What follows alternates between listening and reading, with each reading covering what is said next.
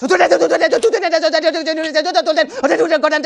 30秒就能读完一本10万字的书。只见他哗哗的翻着书，手指还不停的比划着什么。主持人看他一次翻过去2页，他却说自己能透视。等他翻完书，还能够完整复述全书内容，主持人都惊呆了。他说自己大脑已经开发到了87%，甚至不用眼睛看，只用耳朵听，就可以听出书里面的内容。就算是外语书籍，也难不倒他，可以在翻书的过程中自动翻译。于是主持人递给他一本汉语字典，他拿过来就开始了表演。他的翻书速度就像我在开卷考试中找答案时一样，嘴里还一直嘟嘟着什么。主持人听得一脸懵，他时不时停下来思考一下，接着蘸点口水继续翻，越读越激动，书才读到一半，口水都快蘸干了。节目组呢也挺贴心，给他拿上来一瓶水，这下读得更起劲了，声音也越来越大，翻上几十页就要用手蘸点水，读兴奋了还要站起来。我估计主持人也纳闷，怎么读个书还读急眼了。几分钟后，一本字典就读完了。主持人决定考一下他却什么都答不上来。最后实在演不下去了，主持人当场揭穿了他的骗局。话说如果真能做到这种程度，那才是见鬼了。不过下面这一家3口好像真的碰到了鬼。夫妻俩的合照里出现了一张诡异的脸，像是一个孩子趴在了背上，死死地盯着他们。关键他家就一个孩子，当时正在给父母拍照，而且观光车是2座的，后排并没有座位。女儿也说当时拍照时旁边并没有人，照片是前几天旅游时拍的。最近翻看照片才发现了这诡异的现象，这张脸离自己这么近，脸色惨白，想想都觉得后怕。当时照片是连拍了好几张，奇怪的是这张脸只出现在了第1张照片上，其他照片上都神秘消失了。刚开始以为是手机问题，但手机是刚买的，完全没理由啊，难道真的有鬼？节目组找到专家，通过分析照片信息，专家不认为这是灵异事件，说人脸面部非常清晰，而且还有影子，猜测应该是个真人。专家计算了照片2侧到车的距离，大约在3米左右，这么近的距离完全有可能是拍照时有个身高在1.5米左右的女孩正好走到夫妻俩后面，由于视线遮挡，看起来就像趴在身上一样，但她为啥只出现在了第1张照片里？而且自从拍下这张照片后，手机变得很卡，信号也变得很差，5G 都没网。专家最后解释说，因为手机设置的连拍间隔是10秒，等拍第2张照片时，小女孩就已经走掉了而已。节目组还还原了当时的场景，从一侧走到车后面只用了5秒钟，拍出的照片果然和之前的很像，原来是虚惊一场。解决了照片问题，下面这座荒岛上又出现了新问题，荒岛上惊现一个怪异的花豹，长得很像人类。工作人员壮着胆子上前查看，这东西却发出了嘶吼声，走近一看才发现原来是个人，表情十分怪异，吓得工作人员掉头就跑，以为碰上了食人族。但这头花豹却开口说话了，只见它全身纹满了豹纹，从头顶到脚尖，从耳朵到手掌，甚至眼皮都纹上了花豹的眼睛，全身基本找不到一块干净的皮肤。他说自己20年前就纹了身，还说这是世界上最大的纹身，现在的气温只有1度，但他好像并不怕冷，甚至直接泡在了冷水里。那他为什么会在这座荒岛上呢？难道没有家吗？他并没有说话，转身走向了一座石堆，工作人员跟了上去。他说这些石堆就是自己的家，20年来都是一个人住在石堆里，穿过一个狭窄的通道后就进到了房子里。接着他穿上了衣服，看着正常多了，但几个小时后他又换上了潜水服，坐着皮划艇离开了荒岛。经过漫长的滑行，他终于上岸了，原来是去对岸超市买生活用品，每隔10天就来采购一次。附近村庄的人都认识他，人们怀疑他有精神问题，但他并不在乎别人说什么，他想要回归自然，过自己想要的生活。还说荒岛上没有噪音，就是自己理想中的天堂，平时的休闲娱乐就是喂海鸥，而且岛上还有他喜欢吃的香蕉，这就足够了。好了，我是月币，关注我，每天一个迷惑行为大赏。仔细看，他家卧室的墙上居然会不停的出血，即使擦干后还是会有红色液体不停的渗出来，而且只有靠着床的这面墙会出现这种现象。把渗出部位打开后，可以看到红色液体是从墙体内部渗出来的，内部还填充了保温材料。主人说这种情况是2周前开始出现的，那天早上起来就发现墙壁出现一个硬币大小的红色斑点，他怀疑是身上的伤口印上去的，但是他根本就没有受伤，这就很奇怪了。他也没太在意，继续上班。下班后他发现红色斑点越来越多，用刀子把墙纸割开后，里面就开始渗出红色液体，这多少有点恐怖了，该不会里面有什么不干净的东西吧？随后节目组在渗漏处贴上纸巾，用摄像机全程记录，没一会儿干净的纸巾上就出现了红色液体，会不会有猫咪之类的卡在了里面？但主人说应该不会，墙里面没有任何空间，墙体厚度也就10多公分，为了保暖他们还填充了保温泡沫。更蹊跷的是，随着红色液体的出现，他父亲的身体变得很差，自己也发生了一些怪事。为了搞清楚怎么一回事，节目组找到了专业的装修师傅，师傅也觉得很奇怪，从来没见过这种情况，于是他决定上门一探究竟。一番检查下来，师傅决定揭开墙纸，瞬间一大片红色印记出现，这到底是什么东西？师傅看着红色液体陷入沉思，经过漫长的等待后，他终于讲话了。 벽에 코팅을 해주는 본드의 역할을 해주는 습기 차거나 시간이 오래될수록 색깔이 더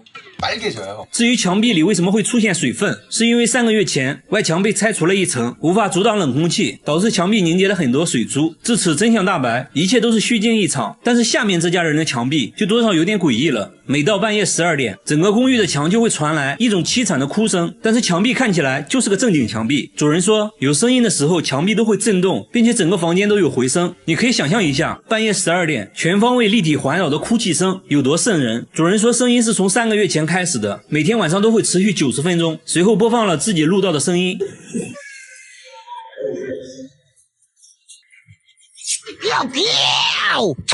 听起来又哭又笑的，看起来这只鬼的情绪不是很稳定啊。节目组还询问了公寓其他住户，发现很多人都有同样的困扰，他们也录到了一样的哭泣声，都表示声音是从墙里传来的，而且有声音的时候，燃气管道都会震动。物业也调查过原因，关闭了所有能产生噪音的设备，但最终声音还是没有停止，很多人因此都无法安心睡觉。节目组带着录音找到了专家，随后专家发现了异常，录制的声波和真人声波差异很大，而且录制的音频有一种很规律的循环，所以专家认为声音应该是人为剪辑过的，并且是在录音机上循环播放的，所以是有人故意这样做的。现在问题来了，那到底是谁搞的恶作剧？节目组在公寓不同位置都安装了摄像头，想要找到这个人，接下来就是等待声音的出现。但是一夜过去了，完全没有出现哭泣声，一晚不行那就2晚。节目组在其他楼层安装了更多的摄像头，果然功夫不负有心人，最终还是没有出现声音。其实我觉得已经没必要再调查了，很明显恶作剧的人就在公寓里，至于是哪个就不好说了。过了好多天，小哥又给节目组打来电话，说这些天都没有再出现声音，自己睡得也很好，而且还找到了女朋友。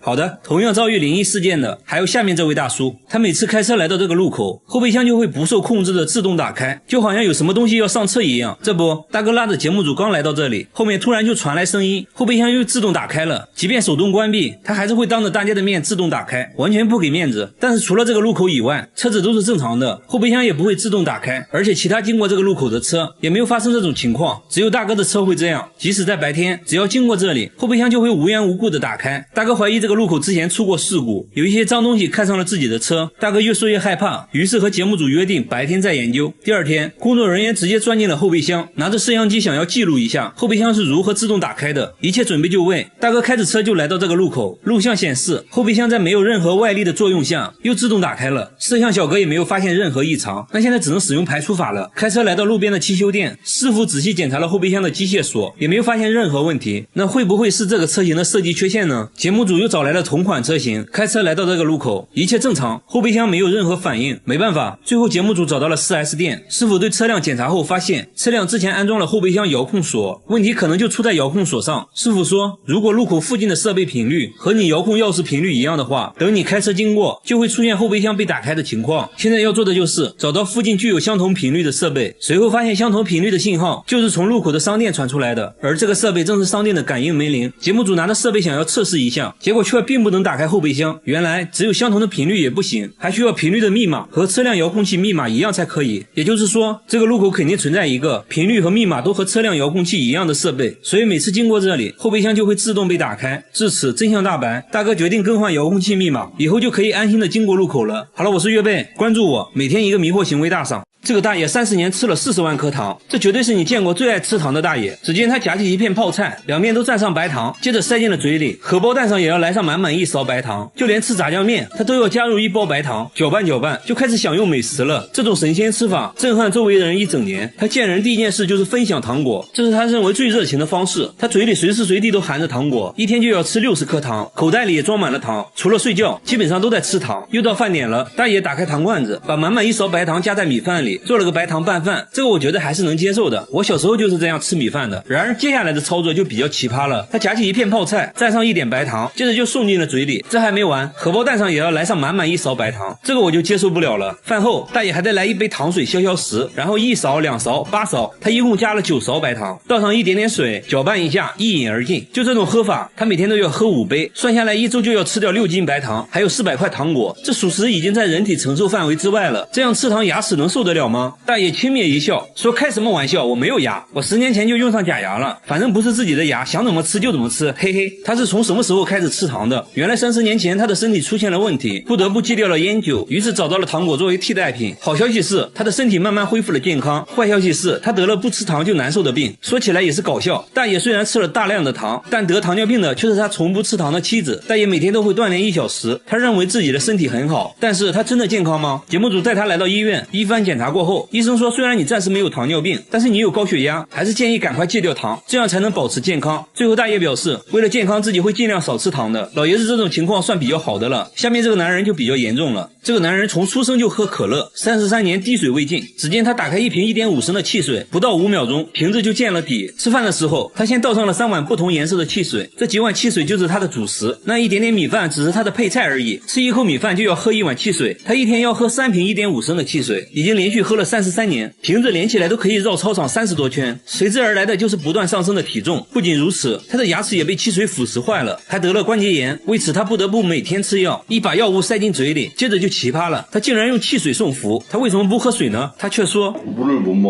听到这种回答，节目组觉得很搞笑，怎么可能呢？每个人都可以喝水啊。为了解答疑惑，他决定现场演示，一口矿泉水下肚，紧接着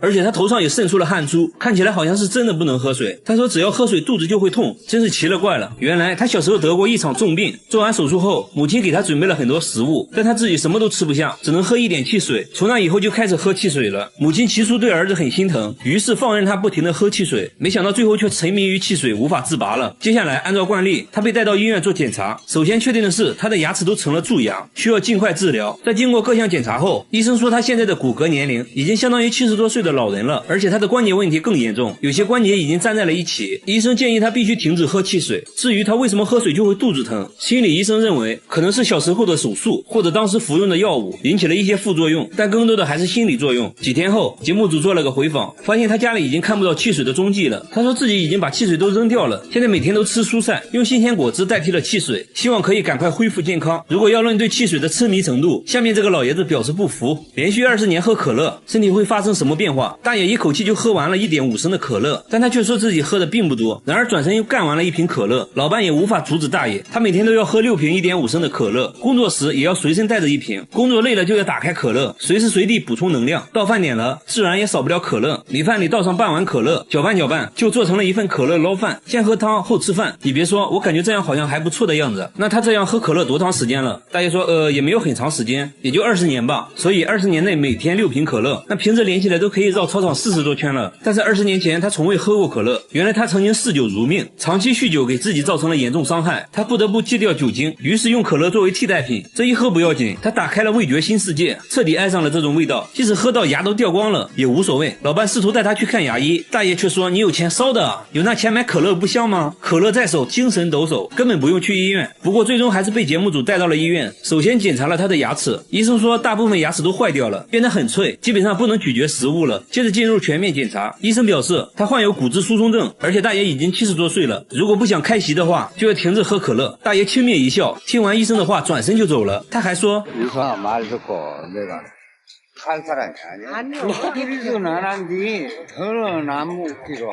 看得出来大爷对可乐是真爱啊。好了，我是岳贝，关注我，每天一个迷惑行为大赏。他拿着一片白菜叶，对着洗洁精连按了3次，然后把挤出来的洗洁精小心翼翼地包在白菜叶里，直接塞进了嘴里。节目组的人都看呆了，但这只是他的开胃菜而已。随后他又挤出来1勺洗洁精，他又要干什么？只见他把1勺洗洁精都加入鱼汤里，搅拌搅拌，那小味滋一下就上来了，直接开灶。这个吃完真的能吐泡泡啊！节目组想尝试一下，然后就一杯可打进杯拉满。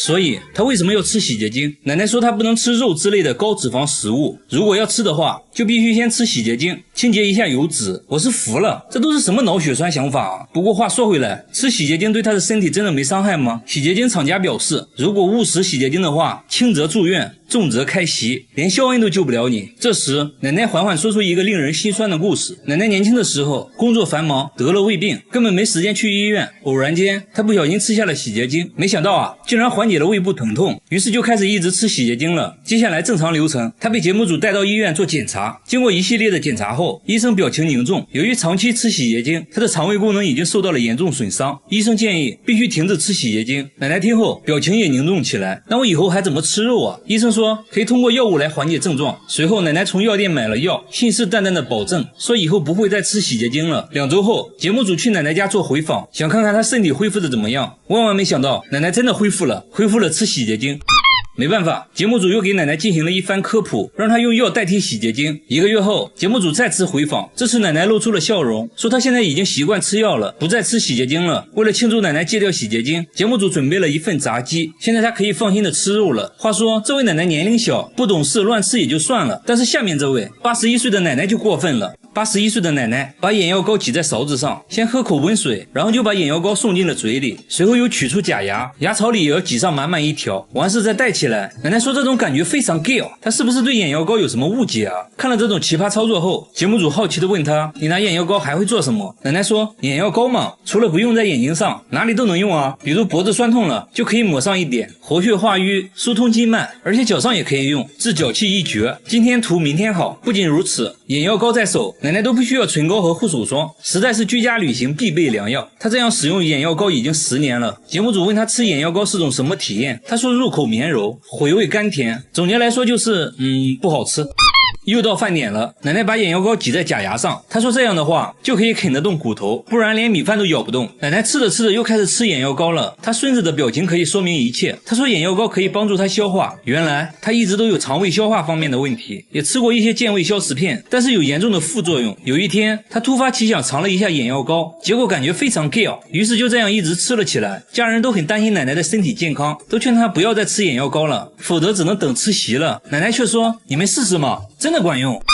最后没办法，奶奶被家人带到医院做检查。一番检查下来，医生明确说道，眼药膏不是万能的，不仅不能帮助她，我们还发现眼药膏引发了食道炎，所以必须停止吃眼药膏。听到这些后，老太太终于决定不会再吃眼药膏了。要说吃眼药膏比较奇葩的话，下面这个奶奶表示不服。70岁的奶奶打开一罐可乐，一口气全部喝掉，然后满意的打个嗝，这是她最享受的时刻。她说可乐是她的灵丹妙药，生病的时候喝可乐，织毛衣的时候腰酸背痛喝可乐，唱歌唱累了也会喝可乐。采访人员说，最近一直熬夜剪片子，感觉很累。奶奶却说，那赶紧整一瓶可乐呀，困了累了喝可乐嘛。她家里到处都塞满了可乐，像这样的罐装可乐，她每天都要喝10罐。40年里，她喝了15罐可乐，这相当于一个游泳池的量。她太爱喝可乐了，即使不吃饭也要喝可乐，喝完可乐横扫饥饿，然后满意的打上一个嗝。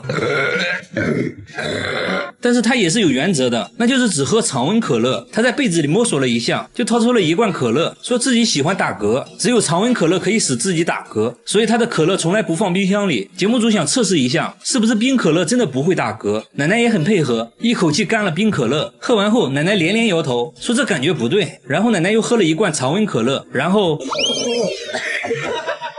那么她是从什么时候开始喝可乐的？原来40年前，丈夫和2个孩子意外去世，这对她打击很大。在那段痛苦的日子里，是可乐给她的生活带来了一丝安慰。喝了40年的可乐，那么她身体状况还好吗？她被节目组带到医院进行全面检查，医生发现她患有严重的胃溃疡，很多溃疡面都是反复发作。听到诊断结果后，奶奶不禁担忧起来。医生说不用过分担心，只要积极接受治疗，戒掉可乐就会慢慢康复的。最后她和节目组拉钩保证，以后会慢慢戒掉可乐的。那就祝她早日康复吧。好了，我是岳贝，关注我，每天一个迷惑行为大赏。她是吴亦凡最怕见到的女人，因为她最喜欢吃的就是牙签。只见她一根根往嘴里塞牙签，打牌的时候就当成零食吃，到了吃饭的时候，她先摆上了3盒牙签，一口米饭就着一根牙签，吃得津津有味。你以为米饭是主食，其实牙签才是她的主食。该说不说，这牙签能好吃吗？好吃，特别好吃，比柚子香。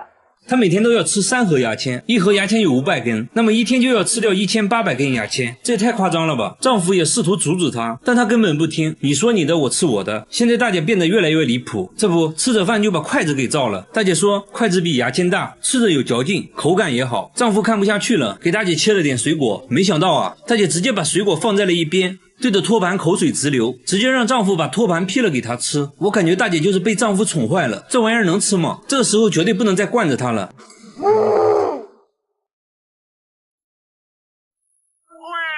靠，当我没说。看来只要是木制品，大家都想尝试一下。他边吃边发表看法，说托盘没有牙签好吃。那么他是什么时候爱上牙签的呢？原来大姐之前患有严重的胃溃疡，有一次当她意外吃掉牙签时，她的病竟然好了。从那以后，只要胃疼就会吃牙签，慢慢的就上瘾了，宁可不吃饭也要吃牙签。但是大姐的身体真的健康吗？胃肠啊，有什么胃镜啊都透了，没有关系。没有问题的，有问题我不让他吃了。大姐无时无刻都在吃，就连床头柜上都放满了她的零食，2盒牙签，一堆一次性筷子，躺在床上吃，逛街也吃，她甚至连扇子都想尝一尝。节目组还贴心的给大姐带来了一些木质碗筷，大姐也不客气，拿起来直接开照。那味道如何呢？大姐说上面刷油漆了，不好吃。大姐又尝了一下竹帘，也不喜欢。她说竹子有酸味，目前来说最喜欢的就是杨木做的牙签。于是节目组又送给她好几盒杨木牙签。假如真的对身体没有任何伤害的话，开心快乐最重要。不得不说大姐的牙口真好，但是要说牙口好，下面这个男人表示不服。他拿起酒杯嘎嘣一口，直接咬下一块，接着嘎嘣嘎嘣的吃了起来。周围人的表情说明了一切。在丹东一个普通的早晨，妻子在炒菜，丈夫在洗餐前甜点，然而里面全是玻璃碴子，洗干净后上面撒上白糖，他接着就吃了起来。妻子想劝阻，但是无济于事。玻璃碴子能好吃吗？这个嚼一口非常香。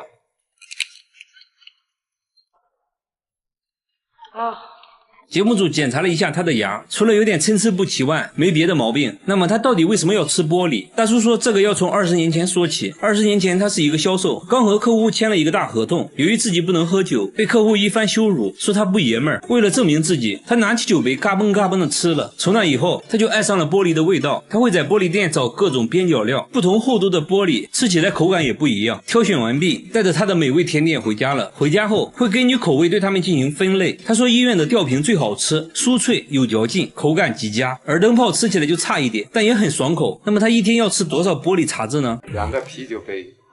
按照节目流程，他被带到了医院做检查，还在医生面前表演吃玻璃。医生也是大为震惊，但是检查结果却显示他很健康，医生也觉得不可思议，最后还是建议不要继续吃了，以后可能会出现梗阻的情况。最后大叔也表示以后就不吃玻璃了，以后改成吃牙签。下面这个大叔看了上面2位之后，连说服了，你们都是铁齿铜牙，我只能吃点软的了。只见他抓起一只泥鳅，不假思索直接吞了下去，一只不过瘾，他接着又吞了一只泥鳅。贝爷见了都直呼内行，他说生吃的味道好极了，秋弹弹还能拉丝。随后他把泥鳅都装到了瓶子里，在回家的路上边走边吃，那叫一个幸福。吃饭的时候也要先吃泥鳅开胃，母亲很担心他，但他却并不在意，继续吃着心爱的泥鳅。那他为什么要生吃泥鳅呢？原来大叔曾经有胃炎，为此还做过5次手术。为了疗养身体，他吃了很多的中草药，但是并没有什么效果。然而有一天，桌子上的泥鳅引起了他的注意，他之前在书中看到过泥鳅有缓解胃痛的功效，于是他尝试生吞泥鳅，结果胃痛确实好了不少，于是一发不可收拾。他对于泥鳅的选择也是很苛刻的，他只吃野生的泥鳅，拿着铁锹来到稻田就开始挖泥鳅，不一会儿就挖到了一盆的泥鳅，稍微清洗一下，抓起来就送进了嘴里，那是干净又卫生啊，兄弟们。朋友想做一道泥鳅豆腐汤，他却觉得根本就是浪费时间。高端的食材往往只需要最朴素的烹饪方式，生吃才是最好的。按照节目流程，他被带到了医院做检查，一番检查下来，他的身体状况很好，但是医生还是不建议生吃，因为有感染寄生虫的风险。如果非要吃的话，建议只能中午吃。最后大叔也表示，为了身体健康，以后会尽量少吃的。好了，我是月贝，关注我，每天一个迷惑行为大赏。这只韩国猫咪太奇葩了，它不吃猫粮，1日3餐只吃泡菜，而且必须要够辣。只见主人拿出一片泡菜递给小白，小白闻了闻，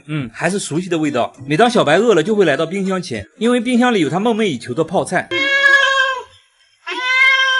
主人想把泡菜和米饭拌在一起，做个泡菜拌饭给小白，但是小白对于食物是很挑剔的，他只吃了拌饭中的泡菜，1粒米饭都没吃。那小白是什么时候开始吃泡菜的呢？主人说，小白是从外面捡来的，刚开始他什么都不吃，直到拿出泡菜的时候，他竟然2眼发光。随后节目组准备做个实验，看看韩国的猫咪是不是都喜欢吃泡菜。节目组准备了4种食物，分别是金枪鱼、泡菜、猫粮、鱿鱼干。现在第一只猫咪登场了，只见它来回闻了闻，毫不犹豫的就选择了猫粮。第二只猫登场了，他闻了闻泡菜，这味道有点上头啊，看来好像有点喜欢。然后他就选择了旁边的金枪鱼。接着一只3个月大的猫咪上场了，它跌跌撞撞的奔向猫粮。你看，连3个月大的猫咪都知道，猫就应该吃猫粮嘛。最后到小白出场了。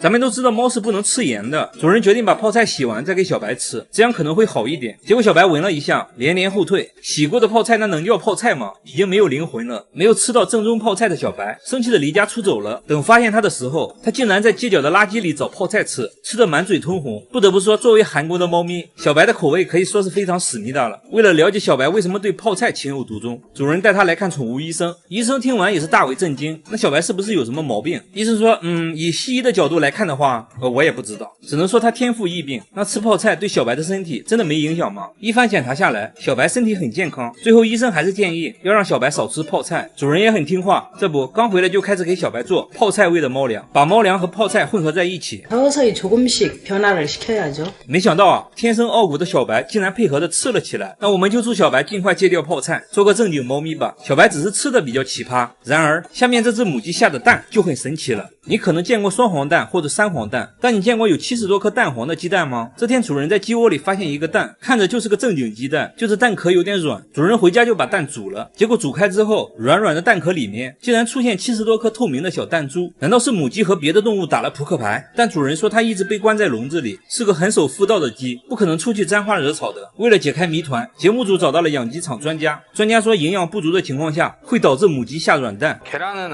아닌 것 같아 보이는데. 专家还说，因为鸡蛋都是先形成蛋黄，然后再形成蛋壳的，但你这里面的70多颗透明的东西并不是蛋黄，所以不认为这是鸡蛋。2天后，母鸡又下了一个蛋，是个有蛋黄的正常鸡蛋，这就很神奇了。为了搞清楚怎么一回事，主人去医院咨询。 뭐 너무 황당해가지고 저도 껍질이 너무 좀 특이. 医生猜测可能是这个玩具不知道被谁丢到了鸡窝里，被主人当成了鸡蛋而已。为了证实这个猜测，节目组请来了玩具方面的专家。是的，一群熊孩子打开盒子，专家们就开始窃窃私语，这不就是那个奇趣蛋吗？专家还说，奇趣蛋里面有弹珠，一捏就会跑出来，和这个不能说是很像，只能说是一模一样。随后主人拿着一颗奇趣蛋研究起来，把蛋剪开后，里面确实有很多弹珠。至此真相大白，一个让全村震惊的怪蛋，竟然只是一个玩具而已，场面一度陷入尴尬。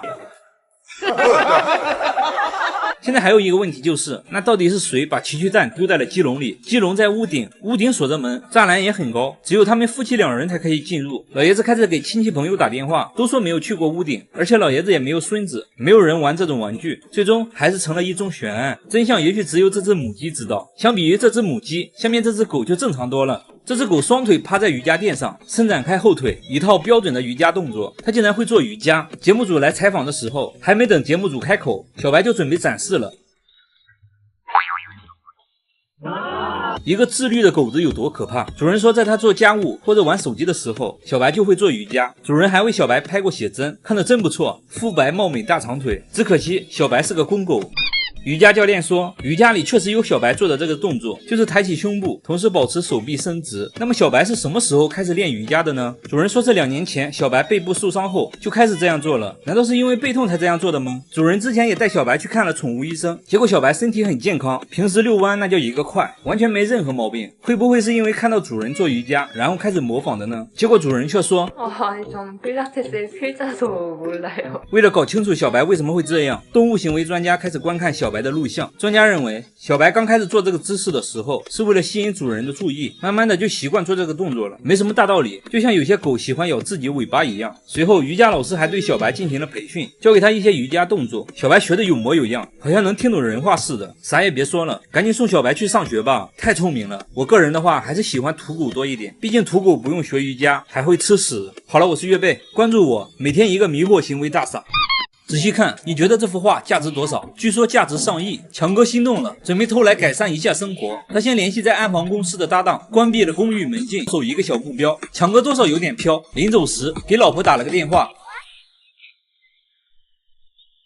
这什么情况？来电铃声竟然在公寓里响了起来。循声来到一间卧室，凌乱的被子透露着不简单，一看就知道之前在上面打过扑克。在床头，他看到了老婆的手机，手机屏保就是2人的合照。强哥感到自己的黑色头套愈发的显绿，恍惚中逃离了公寓。晚上在画廊了，强哥心灰意冷，决定制裁一下妻子的牌友，也就是油画的主人大壮。大壮其实是强哥生意上的合作伙伴，也正是如此，他才知道大壮手里有那幅价值连城的名画。大壮来到强哥公司谈合作，之前谈判进行的都很顺利。大壮也不是普通人，曾经是个擅长追踪的特种兵。他算了下去，慢慢的把身体全部沉入奥利给里面。大壮打开门，里面空空如也。他看向马桶，该不会藏下面了吧？打开马桶盖，只看到了一个竖着的卷纸筒，心想应该不会有这么恶心的人吧。此时的 GPS 信号已消失了，于是大壮准备去别的地方继续搜寻。随后强哥从下面爬了上来，死里逃生的他眨一下眼，大壮没有发现任何异常，随后便离开了。强哥再一次死里逃生，终于想通了，之所以能一直被跟踪，就因为之前大壮的公司同事在自己头发上抹了纳米 GPS 发胶。强哥化身托尼老师，给自己理了个光头，成了光头强，他变秃了，也变强了，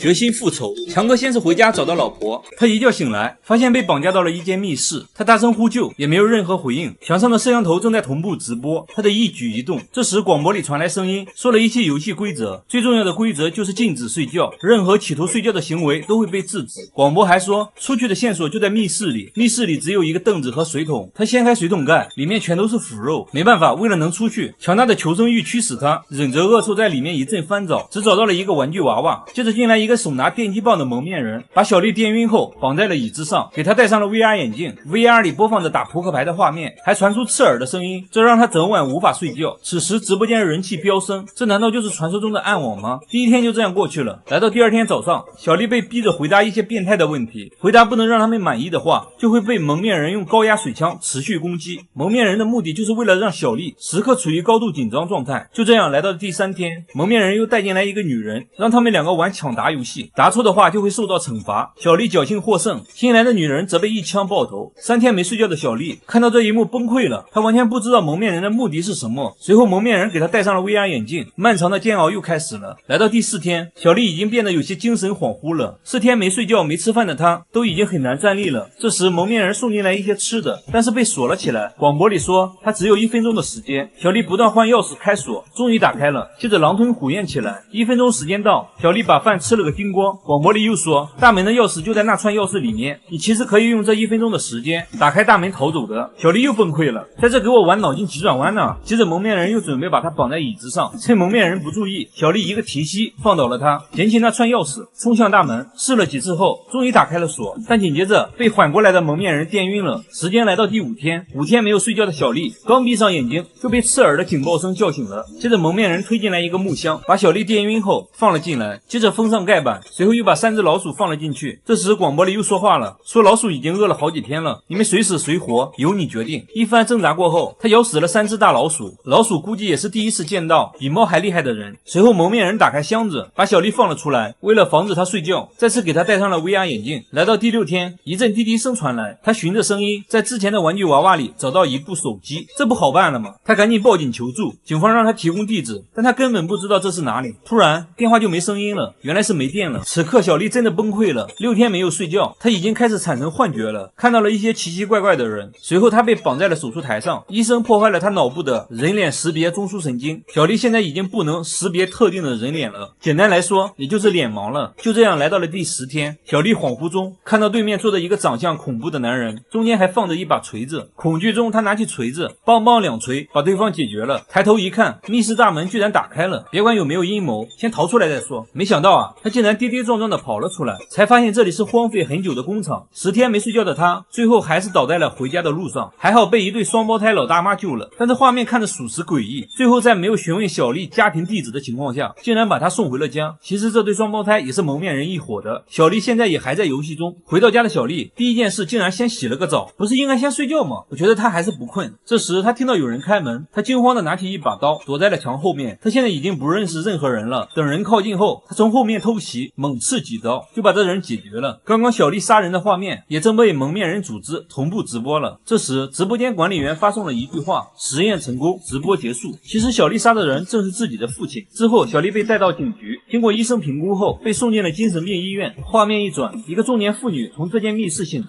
直播又重新开启。原来这个女人是一位俄罗斯高官的妻子，蒙面人组织之前刺杀过高官，但是失败了，于是找到了这种方法，让人连续10天不睡觉，再破坏他们人脸识别中枢神经，让他们不认识身边的人。小丽杀掉了自己的父亲，证明了实验的可行性。于是他们绑架高官的妻子，以同样的方法想让妻子杀掉高官，所有的一切都是为了谋杀高官。这个电影看得我真的好困，答应我看完这个视频点个赞就睡觉吧。我是岳贝，下期见。他跟着缉毒犬来到房子前，打开门就看到了屋里藏满了毒品，足足有 1.5吨。他作为缉毒队里的一名翻译，没什么好说的，当即就决定私吞，戴上手套就开始往车上搬运毒品。无奈车太小，装满后备箱后只能先拉一趟回家，把毒品藏到公寓地下室。紧接着又开来一辆50宏光，把剩下的毒品装上车溜了。路上还遇到了前来取毒品的大毒枭，还好没被发现。看着地下室满满的毒品，他现在要做的就是赶紧把毒品卖出去。第一步，先去超市买了点钞机和变声手机。第二步，利用在警局监听毒贩的便利条件，顺利找到了急着买货的毒贩大胖。第三步，网上买了头巾，一番乔装打扮，心花怒放，狗子见了都说旺。两个阿拉伯毒贩也是看得目瞪口呆，金姐给了他们一包样品，谈好了价格。毒贩大胖试货后非常满意，决定和金姐来一次正式交易。金姐把交易地点定在了监狱附近，他带着验钞机当场验钞。这一波操作再次把毒贩整得目瞪口呆。这时一辆警车经过，两个毒贩吓得不知所措。只见金姐淡定的和警察打了个招呼，毒贩两兄弟再次被金姐折服。紧接着来到第二次交易，金姐用编织袋装毒品，坐公交车来到一家超市，大胖拿来满满一包现金，一手交钱一手交货，完事后再把手机丢掉，又是一次愉快的交易，钱越来越多。为了不引起注意，他找到正在跳广场舞的房东，房东是一位中国温州大妈。金姐想让房东帮忙洗钱，房东痛快的答应了。与此同时，大胖兄弟俩巨大的出货量引起了警方的注意，警方开始监听追查大胖。在警局工作时，金姐不断用错误的翻译信息误导警察的追查方向，警方的工作毫无进展。他决定不能再和大胖电话联系了，不然迟早会被发现。于是他们现在通过游戏语音联系，交货方式也改变了。他把一包毒品存放在超市储物柜，把钥匙放在饼干包装里，再把饼干放在货架第3排的位置，接着若无其事的购物。随后毒贩大胖来了，避开摄像头，拿到了第3排的饼干钥匙，接着把现金粘到包装上，再次放回原处。两人确认过眼神，金姐拿到了现金，大胖也顺利在储物柜拿到了毒品。另一边，丢失毒品的大毒枭通过街头贩卖毒品的小混混顺藤摸瓜，也知道了是金姐拿走了他们的毒品。警察这边的调查也越来越清晰了，他必须赶紧把毒品清空，抽身出来。这次他决定做个大的，和大胖约在一家内衣店交易。他拉上满满一袋编织袋毒品出发了，来到交易地点，把毒品先留在出租车上，只身前往内衣店查看情况。就在这时，他所在的缉毒队收到情报，也紧接着来到内衣店。金姐赶紧从后门溜了，金姐接着通知大胖，把交易地点改在了电影院门口。两人随即都往电影院赶去。金姐抬头看到了监控摄像头，拉着毒品藏到柱子后面。终于，大胖带着一包钱赶到，警方这边通过刚才的监控也发现了他们，接着通知缉毒队朝电影院这边赶来。交易完成，金姐拿着钱往回赶，被人撞倒后钱洒了一地，来不及捡钱了，她躲进出租车就溜了。下车后回头就看到了大毒枭，不过还好她遇到了城管，说有人跟踪自己。大毒枭见状也跑掉了。隔天房东女儿出嫁，金姐被邀请参加婚礼，两个大毒枭假装快递小哥也来到了这里。来到楼上，拔掉绿植，拿出藏在花盆里的手枪，就开始寻找金姐。一门之隔的金姐听到声音，也拿出手枪对准了大门。毒枭撬开门和金姐对峙起来，他们要求金姐把之前偷拿的毒品全部交出来，场面一度紧张到窒息。这时几个熊孩子在楼道放鞭炮，鞭炮声让毒枭分了神，瞬间毒枭就被房东大妈解决了。完事后整理下头发，接着奏乐，接着舞，婚礼继续。为了感谢房东，金姐把自己的枪当份子直接随了。大妈说随份子你随把枪是啥意思？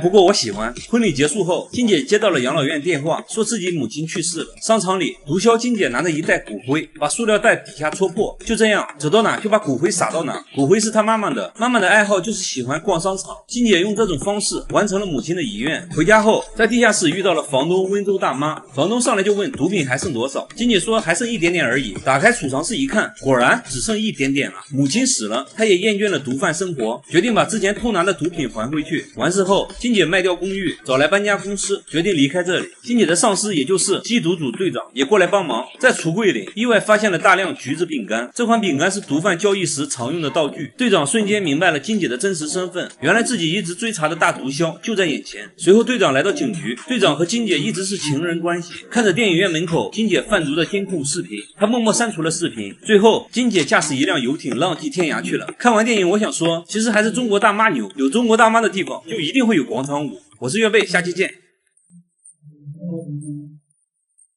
这个孕妇从收纳盒中拿出一颗弹珠，犹豫片刻后放进嘴巴，直接吞了下去。她竟然获得了一丝快感。隔天，她上完厕所，看了一眼马桶，接着戴上橡胶手套，跪在马桶边上，直接在里面掏了起来。不过还好，她只是把昨天吃下去的弹珠捞了出来，用水冲干净。她如获至宝，小心翼翼地把弹珠放在了化妆台上。此刻她心里有种莫名的成就感。随后她打扫卫生，吸尘器突然就不工作了，把吸尘器翻过来，原来吸头卡住了一枚图钉。她看着图钉，内心产生一个大胆的想法：不行，这玩意儿太危险了。但她内心始终有一个声音告诉她，你可以的。她决定挑战一下自己，再次拿起图钉，缓缓放进口中，直接就吞了下去。哦，还没有。她来到厕所，看着被图钉划伤的舌头，并没有感到一丝疼痛，相反，心里的欲望越来越强，不自觉地看向桌子上的图钉。她已经控制不住自己了，快步向前，一把抓起图钉就塞到了嘴里。这次她艰难地吞了下去，随后她竟然笑了起来。晚上，随着腹部的一阵绞痛，她把图钉拉了出来，马桶上满是血迹。为了不被丈夫发现，她赶紧戴上手套，拿上洁厕灵，对马桶清理起来。就在这时，丈夫看她长时间没出来，于是来厕所找她。小丽慌乱中打开门，丈夫注意到了她慌张的神情，但是没太在意。丈夫走后，她把拉出来的图钉放在了梳妆台上，收藏起来。她到底是怎么了？这天，她又拿起一节5号电池，直接就吞了下去。吃完之后，电力满满，愉快地整理房间，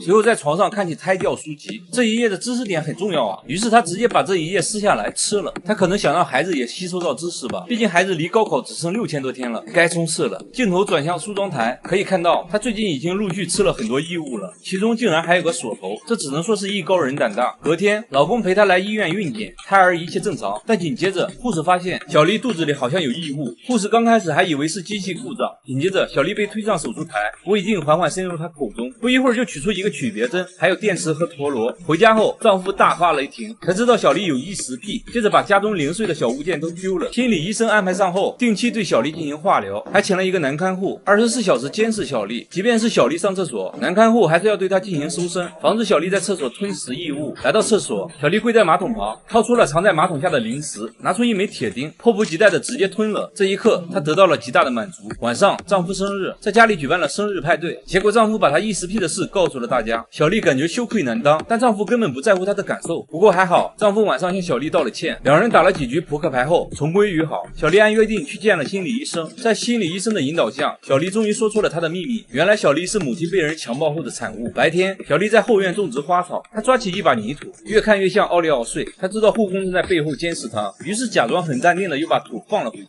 在她上楼准备洗漱时，却意外听到心理医生把自己的所有秘密都告诉了丈夫。小丽瞬间崩溃了，她变得异常焦虑，她爬到床底，想要获得一丝安全感。这一幕被护工看到，护工也钻进床底陪着小丽。半夜，小丽醒了过来，翻箱倒柜找到一把螺丝刀，这也太夸张了吧！但她已经忍不住了，放进嘴里吞了下去。她痛苦地倒在地上，被护工发现时，小丽已经奄奄一息，接着被送进了医院，螺丝刀被取了出来。出院后，家人决定把小丽送进精神病医院。在家人的逼迫下，小丽签了字，同意入院。临出发时，小丽谎称手机充电器忘拿了。回到房间后，她想要逃走，护工也不忍心看她进医院，决定帮她一把，从后门放走小丽后，紧接着护工来到厕所，打开厕所窗户，拧开水龙头，先反锁厕所门，再把门带上，营造成小丽自己从厕所逃跑的假象。丈夫见小丽迟迟没有出来，撞开厕所门就发现窗户开着，才知道小丽逃走了。逃出去的小丽拦了一辆车，来到一家宾馆，她顺手在路边还抓了2把土，装进了口袋。现在已经没人可以管自己了，她决定吃个痛快，边看电视边吃土，干净又卫生。来到第二天，她决定去找当年强暴自己母亲的人，也就是自己的亲生父亲。她想要了却心结，来到生父家里，发现家里正在举行生日聚会。现在的生父已经洗心革面，有了老婆孩子。小丽说出自己母亲的名字，父亲瞬间懂了。父亲对自己曾经犯下的错悔恨不已。父亲对她说，这不是你的错，你没有做错任何事。最终小丽和自己和解，小丽决定对过去的自己做个了断，想想一直并不爱自己的丈夫。于是小丽来到一家诊所，拿了打胎药，在厕所里打掉了孩子。她感觉自己获得了新生。怎么说呢？这部电影看得我嗓子疼。大家记得吃饭的时候别看啊！我是岳贝，下期见。